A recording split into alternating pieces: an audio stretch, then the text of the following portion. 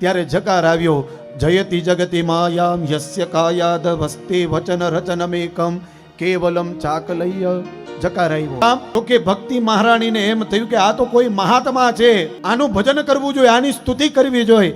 એટલે ભક્તિ મહારાણીએ એને વંદન કર્યા છે. અહીંયા પ્રથમ સ્કંદમાં પ્રકારથી શરૂઆત જન્માદ્યસ્ય યતઃ.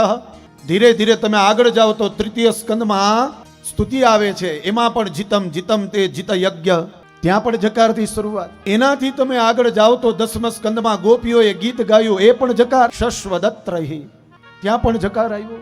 એ જ દસમ સ્કંદમાં વેદ સ્તુતિમાં જય જય જય જા, ત્યાં પણ જકાર આવ્યો. એનો મતલબ એમ કે જ્યાં પ્રેમ પ્રગટે ને ત્યાં જકાર પ્રગટે છે. તો આ સ્કંદની શરૂઆતમાં એક પ્રેમ પ્રગટ થયો છે. તમારે કોઈને પામવું હોય ને, કોઈને પોતાનો બનાવી લેવું હોય ને, તો સૌથી પહેલે તમારે તમારી અંદર એક પ્રેમ પ્રગટ કરવો જોઈએ સાહેબ, પ્રેમ પ્રગટ કરવો જોઈએ.